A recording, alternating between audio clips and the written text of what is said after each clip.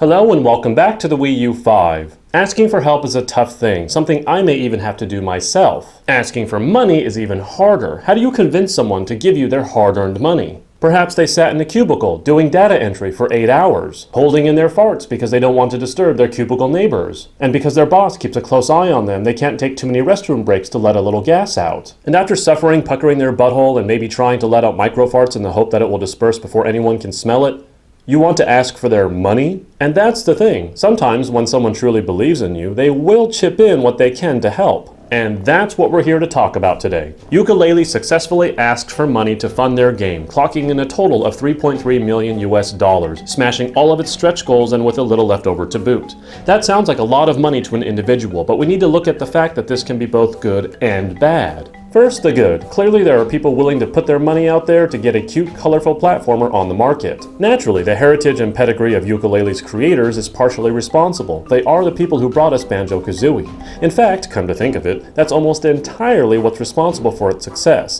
the expectation that we'll get to have a modern-day BanjoKazooie. The disappointment most Rare fans have expressed in BanjoKazooie's last outing, Nuts and Bolts, despite being reviewed by many major outlets as a decent game, seems to have helped to drive the desire to see a return to strict platforming in Yooka-Laylee through its creators. The other good thing is that it shows Kickstarter is still a viable platform to get independent games made, despite naysayers. In other words, if you ask for money and people believe in you, you will get it. Independent developers need not fear the harsh words that many gamers have spoken about Kickstarter, because Yooka-Laylee's Kickstarter success shows that they don't represent the majority mindset. And now the bad.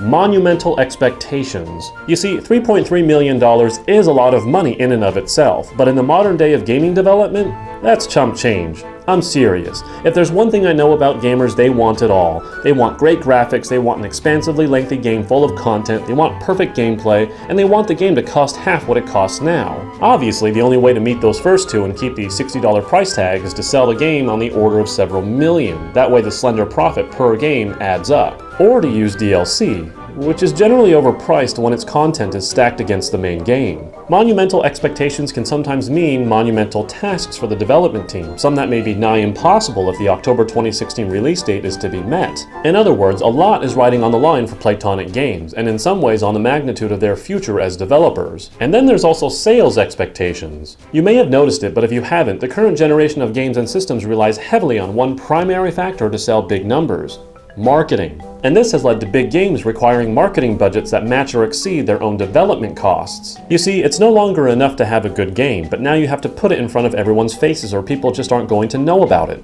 Entertainment media is the most powerful tool, and yet also the biggest adversary for games. There is such an ADD level of things to look at on TV, the internet, and social media that if you don't advertise, the reliance on word of mouth just won't be enough because everyone will be watching cute cat videos. Or porn.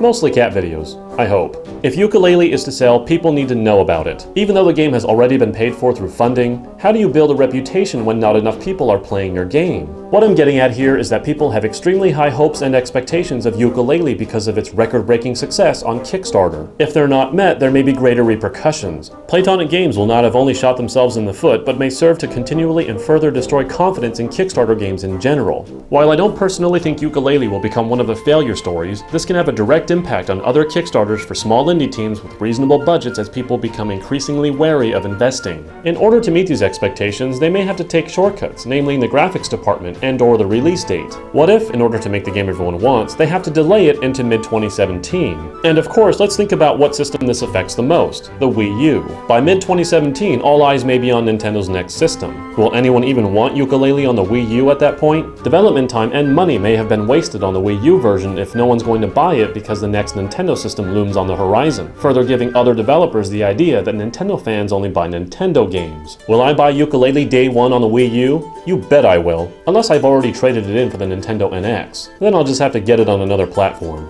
Yes, I'm sure I'm going to buy Yooka-Laylee. I want this to be a good game, and I want it to succeed. The difference and the reason behind this video? I have my expectations set for a $3.3 million game, not a $33 million game. That's it for today. Subscribe for more mostly Wii U content delivered directly to your retinas.